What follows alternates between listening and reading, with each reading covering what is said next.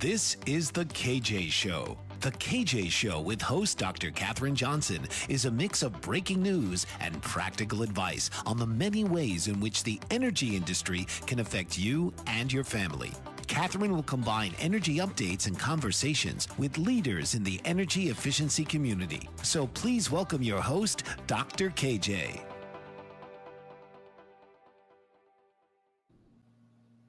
Hello, and welcome to the KJ Show with Dr. KJ. That would be me. I'm your host, Dr. Katherine Johnson, and thanks so much for joining me on my new YouTube channel. Today, we're going to talk about something that's a little out of my comfort zone, frankly, EVs, because I don't have one. And I was in Indianapolis over the weekend, so I sort of thought, oh, EVs, racing, does it make sense? The answer is maybe. It depends, and there's a lot of work to be done. But the good news is I always like to start with the breaking news, as in you cannot make this stuff up. And ironically, or maybe because I planned it this way, my first story happens to be on the fact that EV trucks are just not making sense for customers to buy. So Ram basically decided that Ram is a brand that's owned by this French, Italian, American manufacturer who basically scooped up all these different car brands like Maserati and Jeep and anyway, Chrysler. So this huge mega conglomerate automaker called Stellantis, basically decided that they're not going to make trucks anymore, electric vehicle trucks. They're going to scrap the Ram 1500 rev electric truck after years of delays and failure to deliver. The company said the slowing demand for battery-powered trucks is a primary reason, and it's because people who drive trucks need reliability, right? The Ram EV was supposed to be the crown jewel in this new EV concoction, a collection with 500 miles of range and towing capacity and all these green credentials. But if you look under the hood, it's not quite true. It became instead another cautionary tale about how EVs just aren't living up to their promises. And this is sort of a theme, one of the themes today.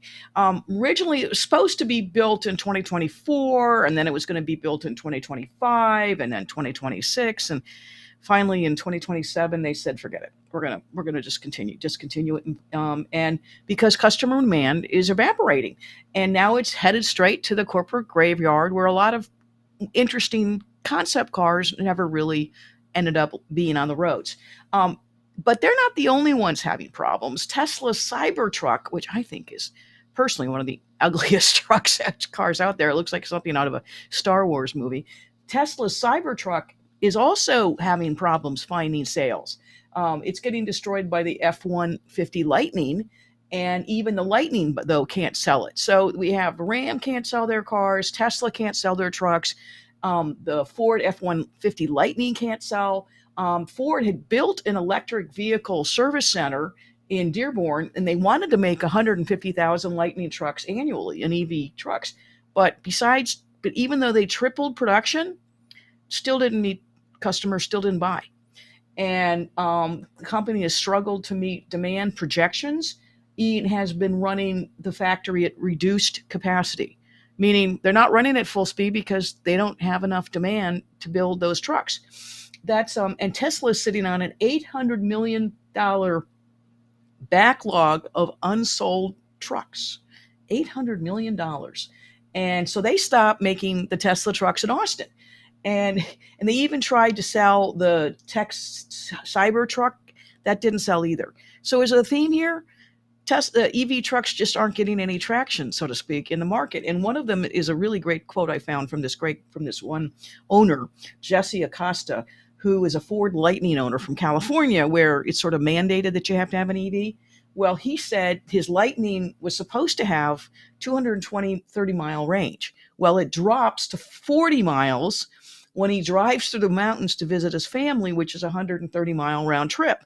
So every time he's driving through the mountain, hopefully to get to his family, there aren't a lot of apparently charging stations along the way. He said he can't possibly, he's always worried that he's not going to make it. And he said, I would absolutely never go full EV again. He's trading his electric truck for a gas guzzling Ford Super Duty because that's what he needs for his business. And I think that is the cautionary tale for a lot of these truck owners. And And so it's just not one manufacturer missing the mark on this. It is multiple manufacturers across multiple brand lines, product lines in multiple all these across all these different markets that are failing. But ironically, and I'll talk a little bit more today, um, they actually are trying to figure out if there's a home for it in racing, which I think is a rather interesting topic. But I also have one more breaking news. You can't make this up. And this did not make mainstream news, though I'm not surprised. You know why? They have now decided, they have concluded, and Nature Journal published it. Nature Communications published this groundbreaking realization that a new study conducted in Greenland about how the ice glaciers are melting at, really serious rates, it was wrong. It's absolutely wrong. According to this study, the climate models traditionally assume that the ice runoff enters the ocean, and then there's another kind of ice that is porous and at melt water. So they basically got the two kinds of ice didn't behave the way they were supposed to behave in their models, and it turned out that the regular ice, the ice that they had projected, actually aren't rising at the rates that they thought it was. They now believe that the regular ice, the bare ice, can act like this more porous ice, and it won't cause as much meltdown. What? So the climate models are not accounting for this. So they are overestimating ice sheet runoff. Wow. Where was that? I think I have to do a whole show on all the ways climate science is wrong, and I probably will. But according to this study, direct measurements from a bunch of different satellites and all these different things are overestimating the ice melt out between 21 to 58%. Now, if I had a study that had a range of 21 to 58%, I'd be frankly embarrassed as a, as a researcher. That's a pretty big deviation. That's a pretty big range. And then the study also said the ice sheet mass changes are overestimated, again, 21 to 47% relative to what the satellites say. And the satellite altimetry and the measurements indicate the surface melt rates are overestimated between 14 to 40%. So here we go. We have our climate models that are supposed to take into account how glaciers are melting and polar bears are dying, except it's not nearly at the rate that we thought it was. And by the way, polar bears are doing fine too. What does that tell you? I got to follow up on this. I'm Dr. Katherine Johnson, your host on the KJ Show with Dr. KJ, and I'll be right back. What if there were a super tiny device that could diagnose the brain and is smaller than a single human hair? What if you could see inside the brain to help an epilepsy patient during surgery or to help the fight against Parkinson's disease? Dr. Patricia Broderick is proud to announce the Broderick Probe, a biomedical and electronic breakthrough. Imagine a probe to help with the understanding and potential cure of brain-related diseases. To learn more, listen live to the Easy Sense radio show with host Dr. Broderick. And to help support the Broderick Foundation, please go to EasySense.com and learn how, with your help, we can fight these horrific brain disorders. That's EasySense.com to learn more and help support the Broderick Foundation.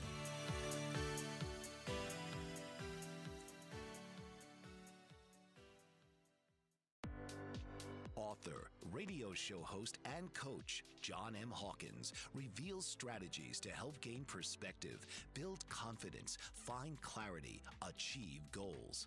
John M. Hawkins' new book, Coached to Greatness, Unlock Your Full Potential with Limitless Growth, published by iUniverse. Hawkins reveals strategies to help readers accomplish more. He believes the book can coach them to greatness. Hawkins says that the best athletes get to the top of their sport with the help of coaches, mentors, and others. He shares guidance that helps readers reflect on what motivates them, rediscover and assess their core values, philosophies, and competencies, find settings that allow them to be the most productive, and track their progress towards accomplishing goals.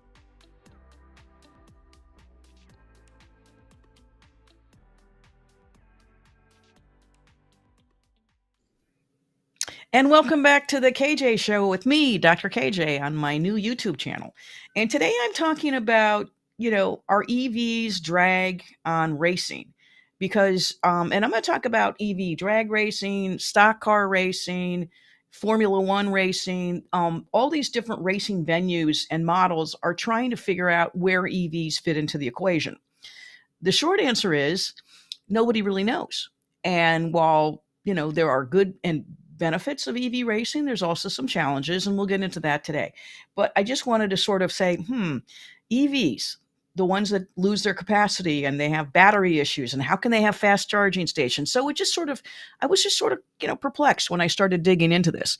So, but now, depending on who you talk to, there's a new era of electric vehicles. Racing is becoming a more of a thing in certain circuits, of course. Now, racing has sort of always been a pretty prestigious sport. I mean, you have to, especially Formula One and all those, really super duper ones in Monaco and the ones that all the movie stars drive, like Paul Newman. But Formula One and Formula Extreme, which is the first part of the race part I want to talk about, they're actually investigating and sort of showcasing EV Formula One race cars.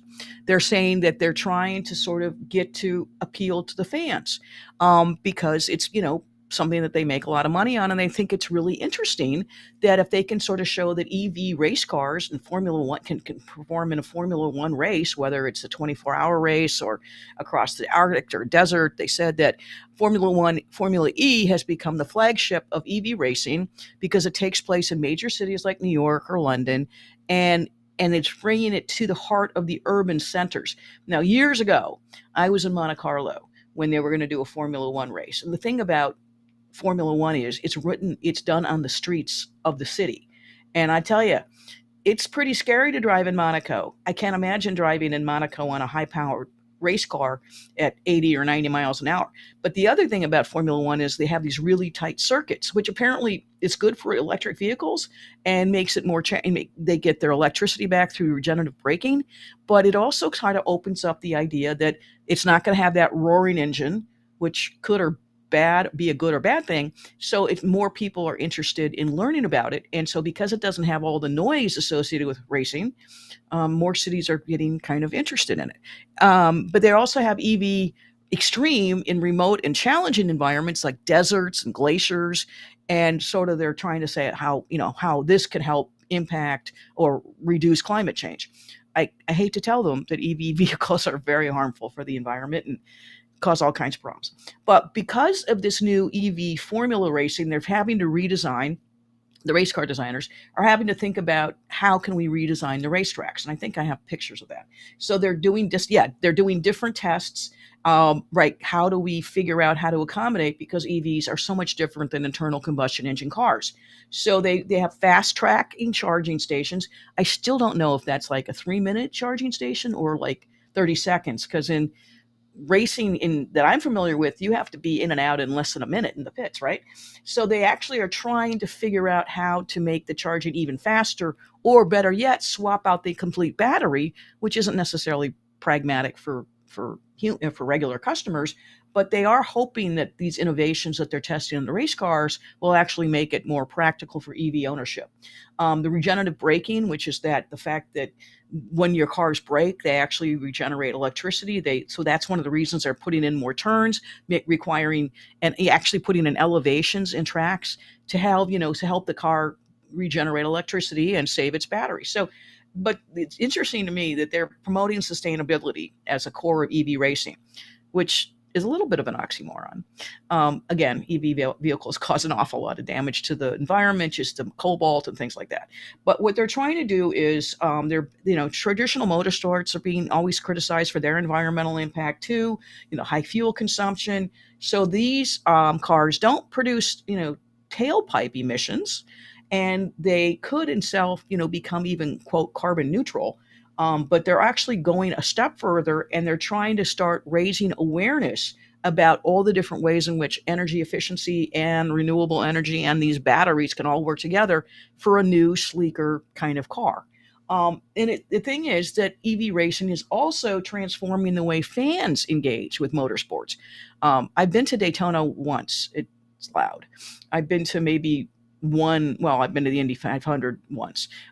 It's loud. It's really hard to talk. And EV racing is quiet. And so they're actually saying they can watch the races in very iconic cityscapes because they don't have the noise concerns. And it's different. They can actually hear all the other sounds that cars make when they go around a track, like skidding out of control or tight brakes or things like that. So it actually allows cars to be raced in places that normally they wouldn't be welcome. And so it opens up more venues for fan experiences and for people to see it. The other advances could also enhance fan interaction, and this is something they're playing with in this Formula One circuit: real-time data tracking, fan voting to influence race outcomes. That seems a little odd. What are you going to do? Vote for your favorite EV? It just seems strange. And virtual reality. So they're going to have the fans pretend they're in the cars. And this is, so again, bringing a new type of technology with the race car fan. Again, this is, cutting edge. I don't know how practical it will be in the long run, but it is really interesting to think that they're trying to see if EVs can actually hack it on a Formula One race course.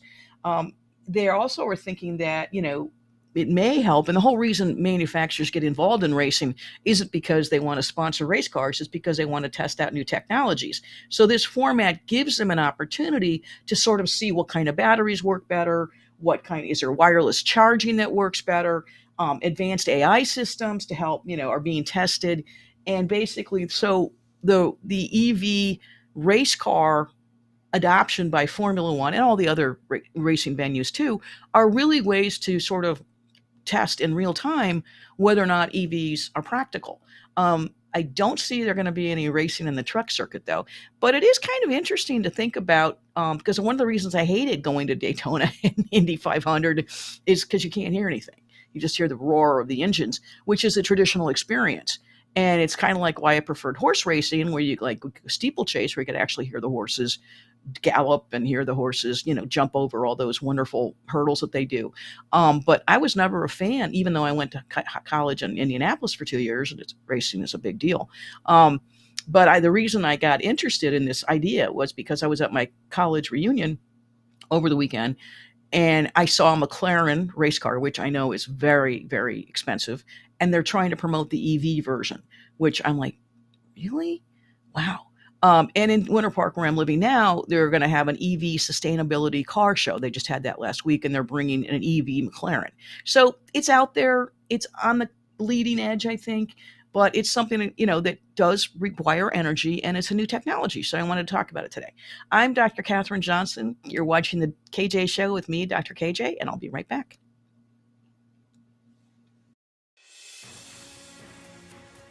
Mike Zorek, a three-time California state champion in Greco-Roman wrestling at 114 pounds.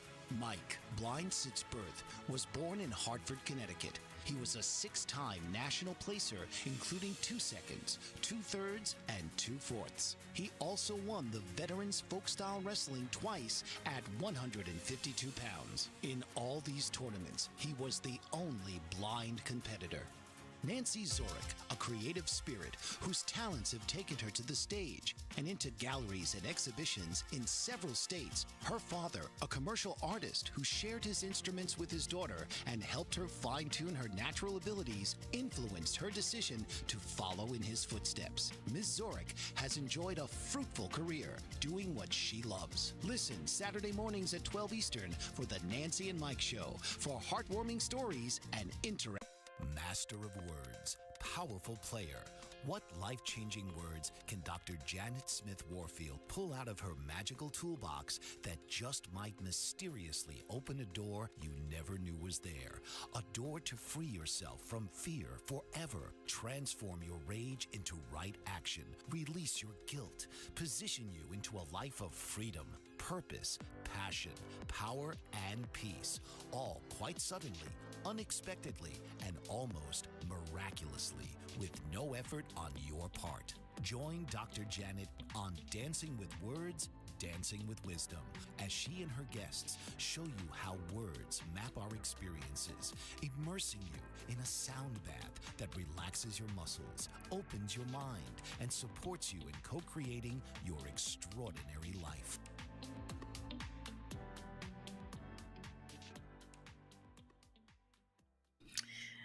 And welcome back to the KJ Show with me, Dr. Katherine Johnson. And I'm talking today about EV's drag on racing, and how people are starting to wonder, and car manufacturers, some are betting on EVs for the future, and others are saying, forget it, it's not going to work. So the rise of EV racing, though, has also changed the rules about what is and isn't, what can be done and what can't be done. And I talked a little bit about how they're changing the racetrack design, but they're also thinking about ways in which they can capitalize on the ways in which EVs can actually outperform traditional race cars. They have a faster instant torque and a more cutting edge technology. And so they're actually getting into drag racing too, which another noisy sport, right? Where you basically go as fast as you can for a very short straightaway. But they're trying to say that this shift isn't just about, swapping engines. It's also about using different kinds of technology. So EVs are actually getting now more involved in drag racing, which they can actually dominate the drag race strip, because I think it's just basically a flat, you go fast as you can for a certain amount of time. Models like Tesla's Plaid and another one have showcased their ability to deliver and win in races that have acceleration that often surpasses traditional internal combustion engines. They can go really fast for a short period of time. And so EVs have changed the game by by showing that speed and sustainability can exist. And so now car manufacturers are saying maybe EV drag racing is a good way to bring in potential buyers. Drag racing is different than other kinds of racing. It's just a flat straightaway, right? So, but with EV drag racing, it's also quiet. And they're wondering how to adopt, or whether they should adopt the rules to make it accommodating for EVs. The has traditionally been structured around, the weight of the car and the engines and displacement and fuel type and all this stuff. Well, now they have to come up with whole new rules for EV cars, because the cars are totally different. And so now they're focusing on battery capacity, motor power, and overall weight are the characteristics they look at in drag racing for EVs. The torque is what they can speed away and allows EVs to achieve astonishing acceleration right off the line, giving them an advantage over internal combustion engines. Yeah, for about 200 yards, right? But so now organizers are trying to figure out, how can we actually have a drag race between an internal combustion engine car and an EV, or can they not race together? And so they're trying to figure out, they're creating specific divisions of EV races, and they're wondering if they need to change the rules to accommodate maybe a race against both kinds of cars. But they also are having and I've talked about this before, they're having to think about the ways in which they're redesigning the tracks for EVs, because EVs do operate differently. And the technology is, evolving. And so, obviously they have to have faster charging stations, and they have to have lighter materials and improved battery designs if you really think it's going to be practical in the long run. And they're kind of pushing the boundaries of what EVs can do. But the fact that it's quiet, and John raised this point in the comments, that isn't the whole reason people go to these races is to hear the noise of the engines and feel all powerful. So there is the emotional connection that they're losing with their fans if you get rid of the noise, because the roar of the gas-powered car, the sound of a finely tuned engine reverberating through the grandstands, is what makes traditional motorsports very popular. Electric race cars, as I've mentioned, are silent. Well, it may seem a drawback. Some people like it and some people don't. But if you're a motorsports fan, the whole reason you go is to hear the roar of the engines and to appreciate those, big roaring engines. The whole reason I don't go. The performance also makes it more acceptable. But I don't know. I'm thinking it's not, I don't know. Why would you go to an EV race drag race? It'd be really quiet. Gas power racing has a reputation for also being expensive, but so is EV racing. And there's so much complexity involved in both that I kind of wonder if Tesla and Porsche and all these brands that are trying to get into these drag racing scenarios are actually going to be successful, because I think you're sort of getting rid of the fan experience. And again, and I also maybe hate to point out the obvious, but are your target customers who are buying EVs the type to go to races? I don't think so. You think about the target market for an EV or even a hybrid is basically an upper income customer, And those are not the fans that go to these kinds of races, maybe Formula One, but not drag racing and definitely not NASCAR. So it is sort of funny to see if this will actually coexist or become another, just a great idea like the Ram trucks that I spoke about at the top of the hour. But overall, sort of the thing I'm pulling away from this is there's a lot of unknowns having to do with EVs. And there's a lot of technological advances they've made, but they're still not really can compete in ways that matter to customers. Yes, they can go really fast for a short amount of period of time, but where's the infrastructure of charging stations across the country that we need, just like we have for gas stations? Where's the affordability factor? And now with the rescission of the rebates for tax cuts for all the EV vehicles, that's another reason EV demand is declining, because with the new Trump administration, all those tax cuts that were literally fueling the sales during Biden's administration are going to go away. And with the government shutdown, they may go away for quite a while. So I think EVs are another technology of the future that may always be part of the future. It may be part of like the robotic Jetsons that we think about when we were kids. And to me, it's really interesting that EVs are, trying to crack into a market that is so not their consumers. And we'll see how it works. I'm a big fan of marketing, so we'll see how it goes. What's my time?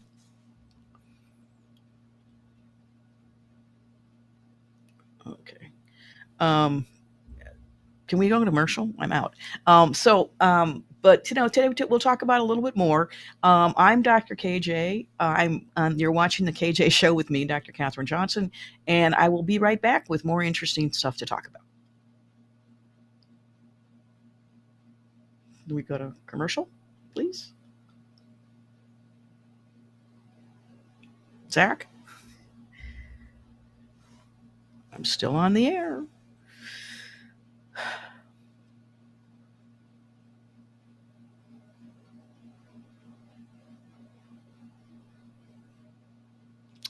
Okay, this is why I love live television. I never know how much time I have left before the next segment. So I'm just going to continue to talk about really strange, to me, I've been in EV cars. And the thing that really kind of freaked me out is how quiet it was. And I remember driving EVs in Atlanta at an EV car show. And it was an energy efficiency conference, of course. And so I was like, well, I can drive an EV, I guess. And so I went with a colleague who's, a big car guy. And he was like, oh, let's see how Catherine handles EVs. And they were like hoping, I guess, I met an accident. I didn't. I had the guy owned the dealer sitting in the seat next to me, and Josh was in the back. And it was eerily quiet. And the thing is, it scared you scared the pedestrians. They didn't hear it coming. And so you sneak up on them, which I think is a whole nother hazard that we haven't really thought about. The fact that EVs are quiet means that EVs could maybe lead to people not paying attention, because as most pedestrians, those who actually obey the traffic laws, we hear a car coming, we look around. So anyway, I'm Dr. Katherine Johnson. I'm going to try and go to commercial right now. I'll be right back with more fun stuff or energy talk or something. Did you know that your beliefs create your entire reality, but it's the subconscious beliefs that do most of the creating? Belief shifter and life coach Shiraz can help you identify those limiting beliefs and eliminate them, often in a single session. Like, it was almost instant. Like, I had relief right away. Creating better health, relationships, careers, and finances. Let Shiraz help you step out of safety and into awareness. Definitely something's happening. It's like a flow inside. It feels good. Whether in person or online, Shiraz provides personal coaching, belief shifting. Visit Shiraz at energeticmagic.com or call 416-529-7429. Energetic Magic. Find your greater happiness. Be well. Be aware. Be magical.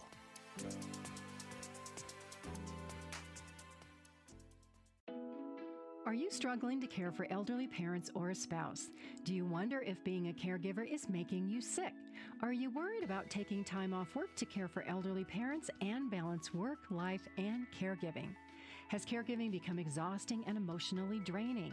Are you an aging adult who wants to remain independent but you're not sure how? I'm Pamela D. Wilson. Join me for the Caring Generation radio show for caregivers and aging adults, Wednesday evenings, 6 Pacific, 7 Mountain, 8 Central, and 9 Eastern, where I answer these questions and share tips for managing stress, family relationships, health, well-being, and more. Podcasts and transcripts of the Caring Generation are on my website, PamelaDWilson.com, plus my caregiving library, online caregiver support programs, and programs for corporations interested in supporting working caregivers. Help, hope, and support for caregivers is here on the Caring Generation and PamelaDWilson.com.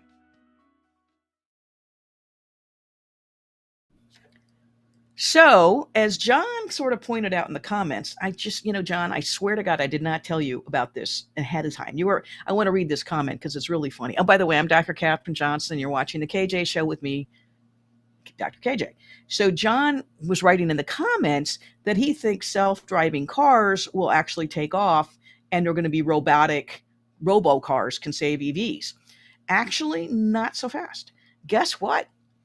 Tesla has decided to pivot away from EVs entirely, and they want to build Optimus, this human robot, this robot with human tendencies or human characteristics. And I was just telling my producer, to me, Elon Musk does often strike me as one of those James Bond villains that want to destroy the world and control it with technology, whether it was Moonraker or Goldfinger or all those other. I mean, basically, it was the same movie, right? Over and over and over with an mad evil genius. Not that I'm saying Elon Musk is evil. I'm not saying that at all.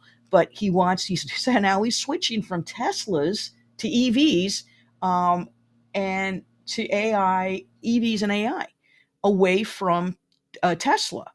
Because guess what? He can't sell the EVs.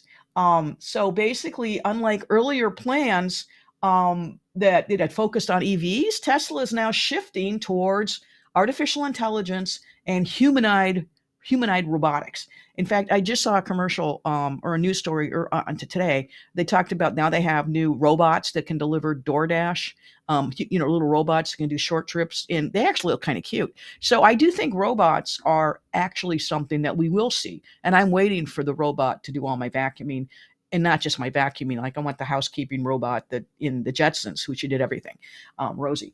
But anyway, Elon Musk says that humanoid robots like Optimus, which is this one, might make up 80% of Tesla value going forward.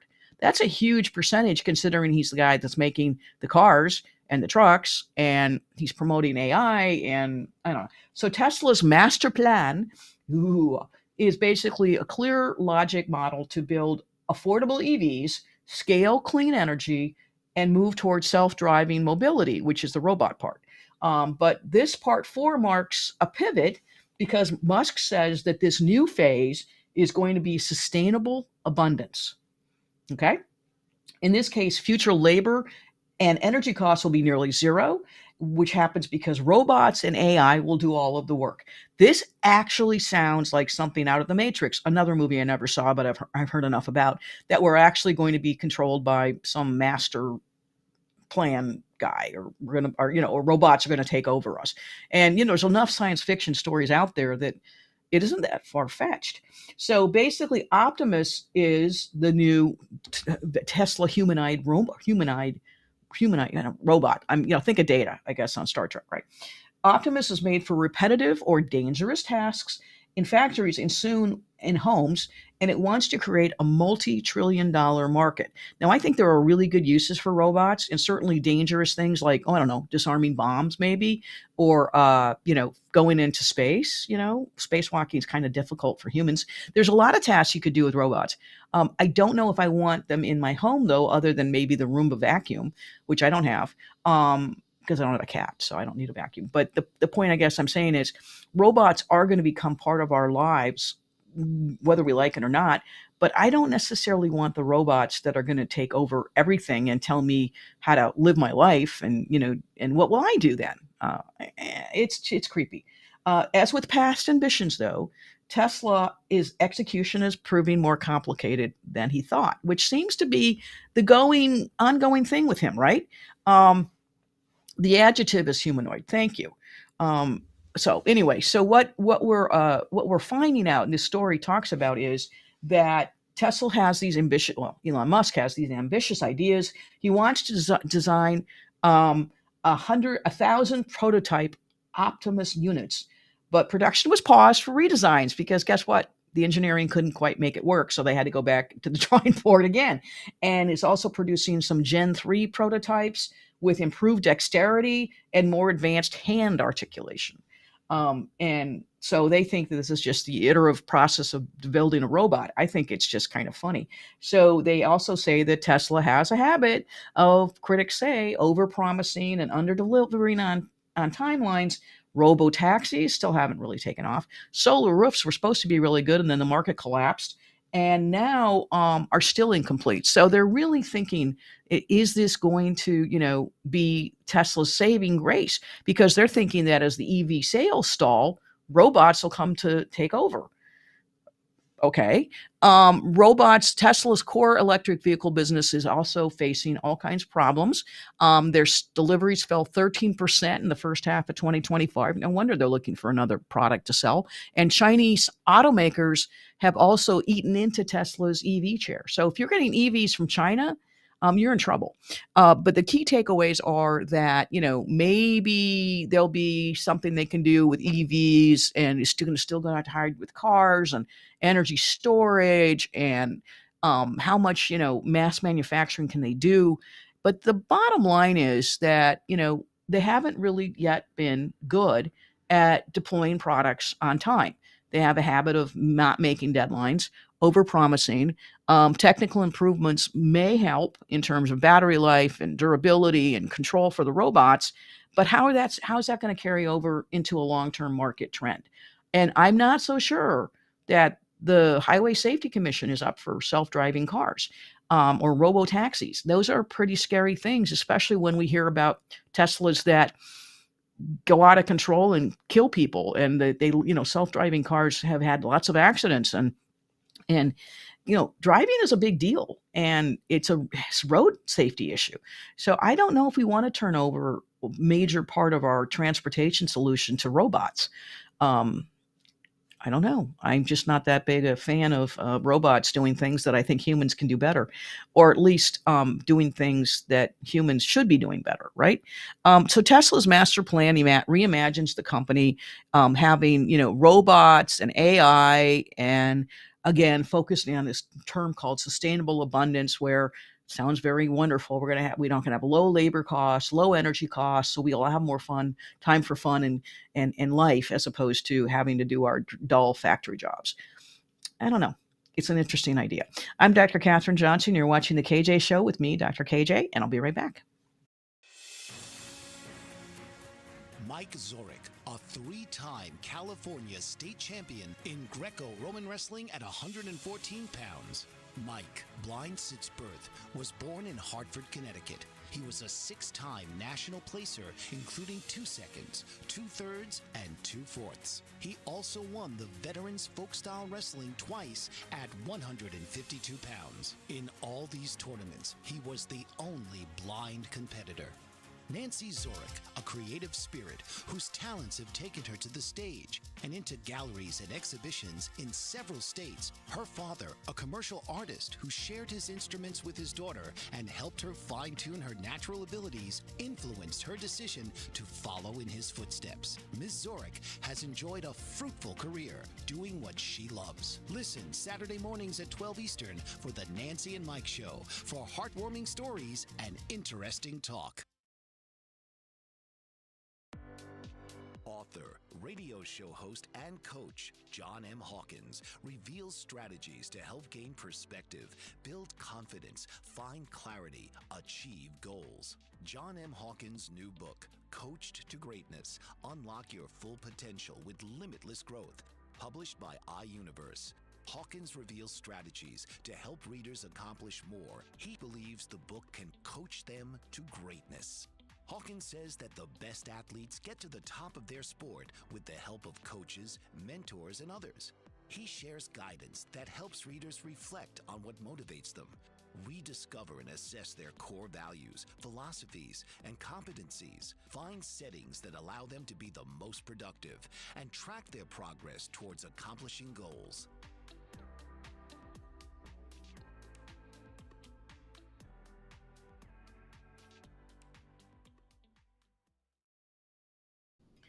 So, welcome back to the KJ Show. I'm Dr. Katherine Johnson, and thank you so much for watching on my new YouTube channel. And I've been talking about our EVs drag on racing, and I talked about Formula One, and it may make sense in urban areas. And I talked about how drag racing actually may make sense because it's flat, flat out speed. But now they're also trying to consider if electric vehicles can survive in the NASCAR circuit, which is like stock cars. And I want to just point out a quick history of NASCAR if you're not familiar with it. Those cars that they're driving, traditionally, they're supposed to be cars you could buy at a dealer, and then they can just make them. And they're supposed to be regular stock cars, and that's what it stands for, that you could just think you too could drive a race car, and it's affordable. The reason NASCAR got started, though, was back during Prohibition. The cars were stripped and completely, all the gas tanks were, reconfigured with things to hold moonshine. And they were also built for speed so they could outrun the moonshine revenue agents. And so NASCAR really has this hillbilly moonshine aura to it, which are not the electric vehicle purchasers. I don't know how many folks own EVs who go to NASCAR races. It's a completely different target group. And I love marketing, so I'm always interested to see what happens. But now they're actually wondering if stock car racing could opt to go EVs as well. And like the other challenges that the other racing platforms are facing, they're facing the same ones too. They're saying they may have to think about what would they have to do to make a NASCAR EV race workable. So they unveiled a race car, and here's my pros and cons. I just told them to put it up because I thought it was interesting. But NASCAR's unveiled a EV race car. NASCAR did a prototype in Chicago, but NASCAR still isn't really planning to go electrification. They're working on a partnership with this big engineering firm, ABB. But right now, NASCAR is still kind of staying away, and I don't blame them. They said even though NASCAR has not made a commitment to electric racing series, they are actually testing it through this partnership, and they're going to explore high-performance electric racing and create, quote, strategic opportunities. Just good sign PR stuff. And then this is really the truth, though. It's a double-edged sword. This is according to one of the NASCAR officials. Because the NASCAR fan is a very traditional fan. But if you think about the evolution of the car has come from to the point where NASCAR was just a car with a seatbelt and limited roll bars, and now it's gone to, these really super fast internal combustion engines. They're thinking the next gen race car has electronic fuel ignition. It's a very safe car. Is it going to eventually evolve into a race car? But I don't know. The manufacturers are not necessarily lining up to build NASCAR EVs.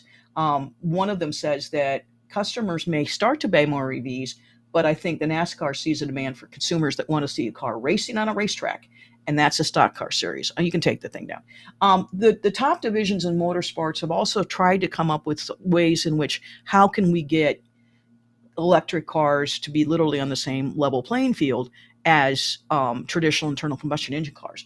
And the things that I talked about, the stuff that affects Formula One racers or the drag racers also affect NASCAR in terms of they have to really think about redesigning the tracks, regenerative braking and track layout.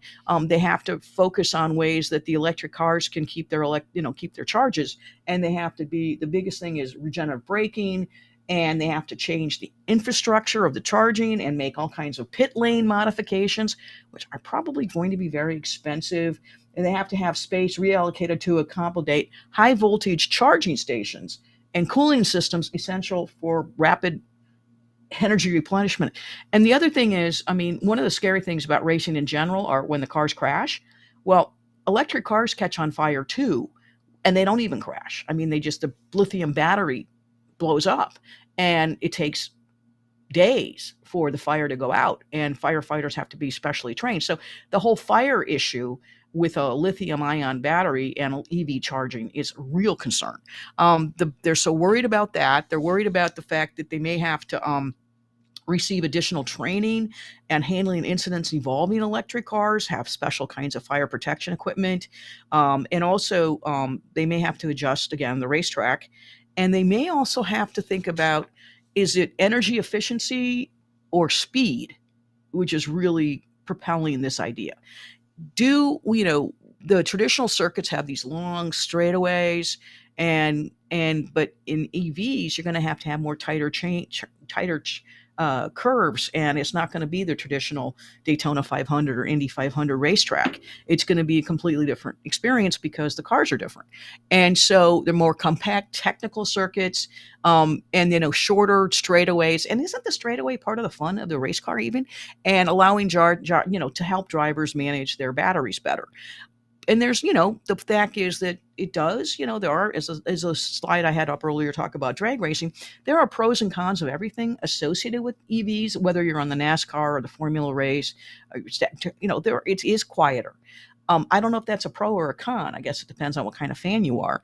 And there are some benefits to having a more sustainable track construction, maybe adopt more eco-friendly practices.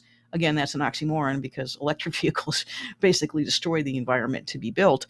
To drive, so to me, it was sort of an interesting idea. I don't think it's actually going to ever materialize, because when push comes to shove, customers who buy EVs are not generally the folks that go to Indy 500 car races, are not generally the folks who go to stock car races, NASCAR races on Sundays in the South. And then again, it's also, EVs just aren't as, frankly, in my mind, as interesting if you're a car guy person. You're going to really want to hear the engine and see the shiny engine and see all that cool stuff and the chrome and all those neat things. Electric cars are beautiful, but they're just not as appealing to a car fiend as a traditional internal combustion engine. And that is the market for all of these motorized sports. So we'll see. I thought it was kind of fun to get, this kind of interesting idea into, do EVs even have a role in racing in the future? And the answer is maybe, but it's going to be a very specialized demographic, as if it isn't already. And it's going to be, I'll be interested to see if NASCAR ever goes electric. I doubt it will. I seriously do. Because the people it's just not the right market. But I'm Dr. Katherine Johnson. You're watching The KJ Show with me on my new YouTube channel. Thanks so much. And I'll be right back with some fun stuff. Master of words, powerful player. What life-changing words can Dr. Janet Smith Warfield pull out of her magical toolbox that just might mysteriously open a door you never knew was there? A door to free yourself from fear forever. Transform your rage into right action. Release your guilt. Position you into a life of freedom, purpose, passion, power, and peace.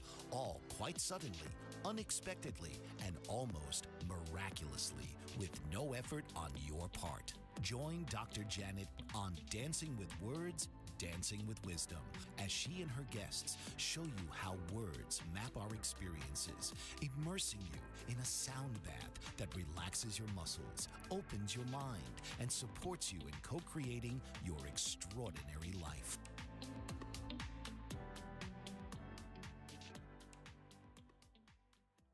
What if there were a super tiny device that could diagnose the brain and is smaller than a single human hair? What if you could see inside the brain to help an epilepsy patient during surgery, or to help the fight against Parkinson's disease? Dr. Patricia Broderick is proud to announce the Broderick Probe, a biomedical and electronic breakthrough. Imagine a probe to help with the understanding and potential cure of brain-related diseases. To learn more, listen live to the Easy Sense radio show with host Dr. Broderick. And to help support the Broderick Foundation, please go to EasySense.com and learn how, with your help, we can fight these horrific brain disorders. That's EasySense.com to learn more and help support the Broderick Foundation.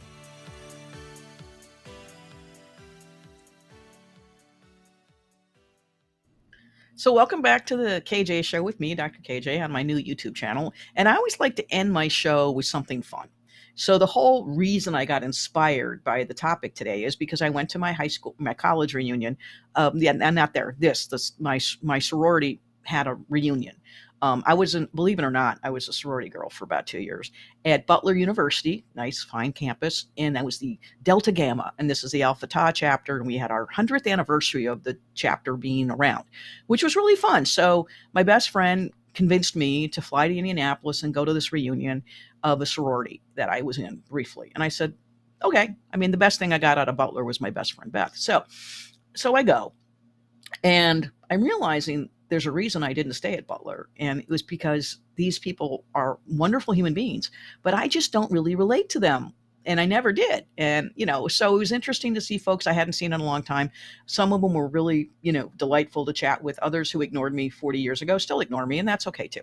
But as I was going we were walking on Butler's campus, and Butler University is a very beautiful campus. So I was walking back with my friend Beth and another sorority sister, because apparently they were trying to go, well, her name was Cheryl, and she was trying to get her car started. So another friend volunteered to, I'll start your car and help you so you don't have to walk back in the 90-degree heat a quarter of a mile, which sounds lovely. So we're all chatting, and long story short, Faith calls and says, I can't get your car started. Something's wrong. So now I'm walking with Cheryl, the owner of the car. It's not Faith's car. She's she knows nothing about this car. And Cheryl's trying to figure out, is it the battery fob? Is it this or it's that? They get there. They are trying to figure it all out. Do we need to, is the battery out on the key fob and whatever? About 5 minutes into this worrisome moment of, do they have to call roadside assistance? Cheryl realizes it's a hybrid. And Faith didn't realize the car was turned on and was fine. It was just Jim Dandy fine.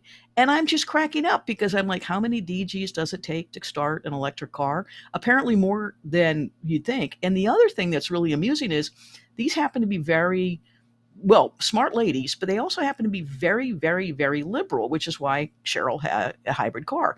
And they're all about, climate change and worrying about the environment, and they're all, they have bought into the whole climate propaganda. And of course, I didn't talk about my show because I don't want them to not like me any more than they already do.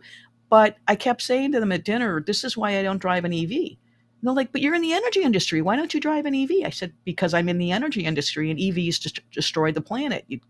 Children mine for cobalt and lithium in Africa. There's no way to recycle the batteries. They cause fire damage.